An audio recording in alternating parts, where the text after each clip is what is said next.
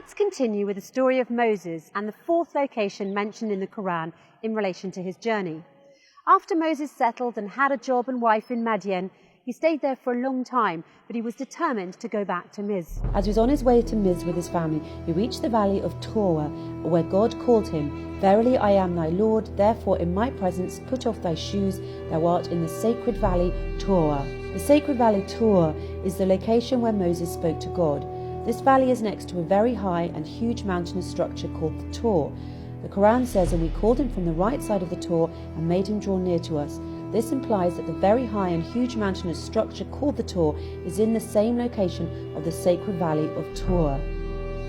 The question that comes to mind here is, where is this location? Where is the sacred valley of Torah, and in which country? Let's check the map.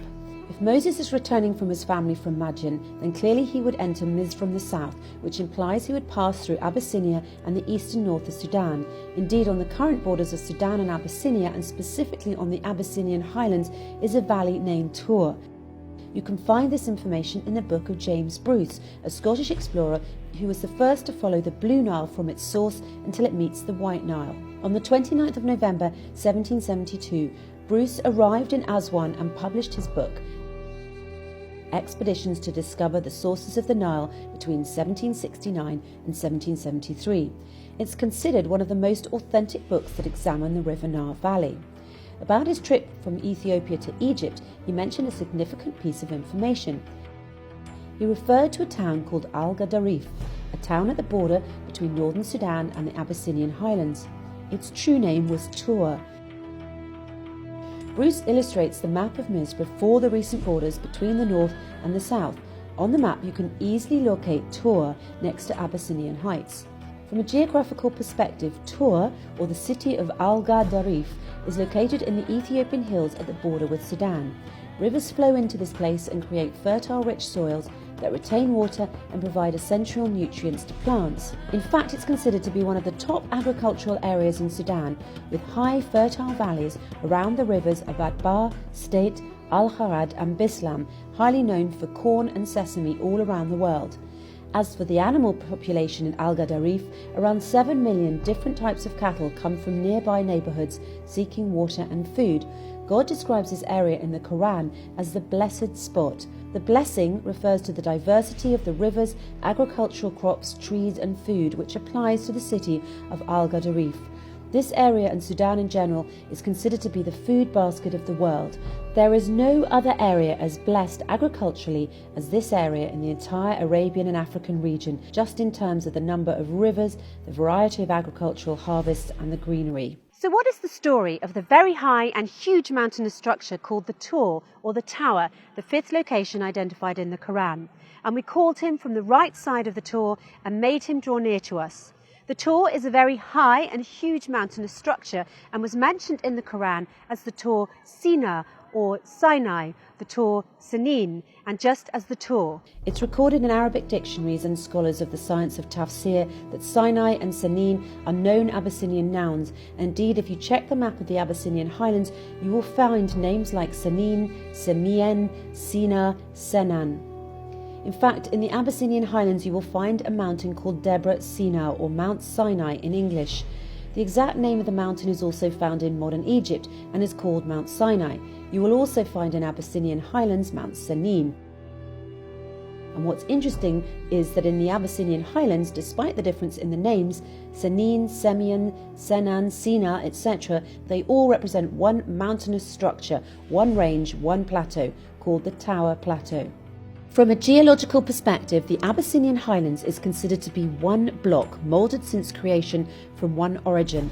This range is called the Abyssinian Tower, also referred to as the African Tower, because it is the biggest group of mountains with a height that extends in one chain in Africa for a very long distance, 519,278 kilometers squared. That's why Ethiopia is sometimes referred to as a tower. Even the highest peak in Africa, Mount Kilimanjaro, extends only to 4,000 kilometers squared. The Abyssinian Heights has been referred to as the African Plateau or the African Roof, with different heights exceeding 4,000 metres to a maximum of 4,500 metres. As for the Sinai or Sina mountain in modern Egypt, Its average height is only 2,300 metres, and the area of Sinai altogether is 61,000 kilometres squared. Most importantly, the Sinai that you know today in modern Egypt was not called Sinai in the time of Moses and the Pharaoh. It was called Mafkat, which means the land of turquoise. Also, the so-called Mount of Tor in Sinai in modern Egypt was then called Retho. There is no single evidence of the usage of the name Senin or Sinai for any of the mountains in the turquoise land that was later named Sinai or Sina. The Quran has to refer to known nouns with the real names as they were used at the time, and there is no mention of Mafkat or Retho in Moses' story. What was referred to in the story was the Tor Senin and the Tor Sina, which are known nouns from an Abyssinian origin, as documented in the authentic Arabic dictionaries and as illustrated by scholars of tafsir. Let's get back to the terminology that describes the Abyssinian highlands as the Tower Heights. The word tower simply means the highest location from which you can see across the largest possible landscape around you. There's nothing as high and nothing as big as this spot in all of the Arabian and African region.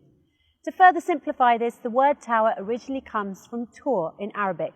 The word tower in French is tour, in Spanish it's torre, in Italian also torre, and in German it's Turm.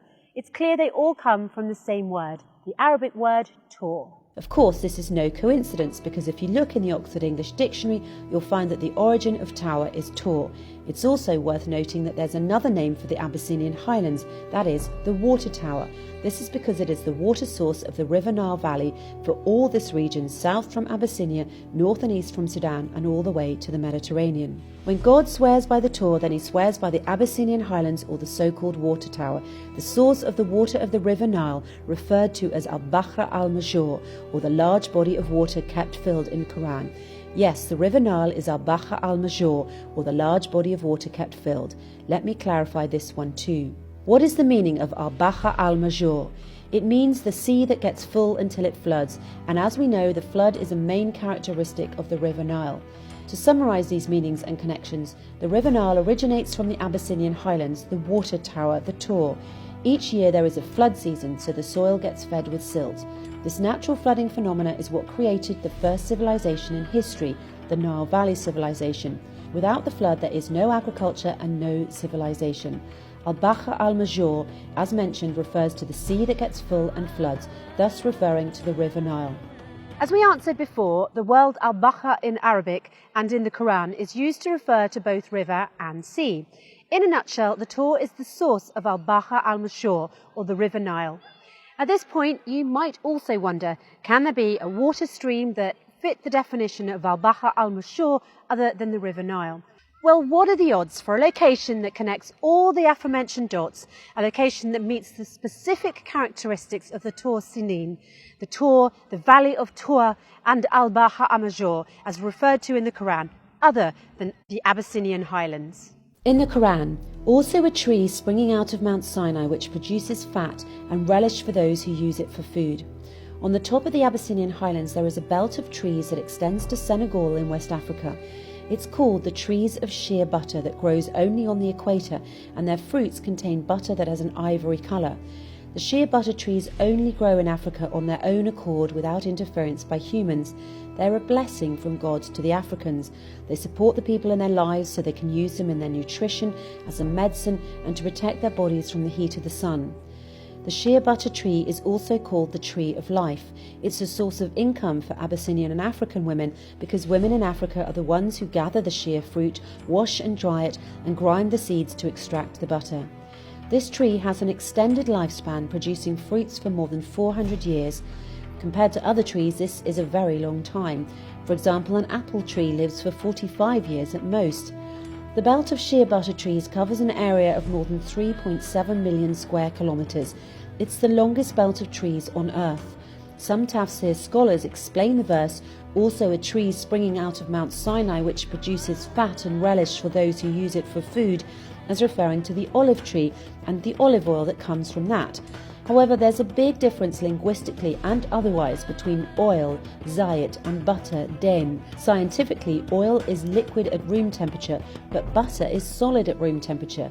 And if what is referred to is an olive tree, the Quran would have said which produces oil, same as God said before about the oil tree, whose oil would almost glow.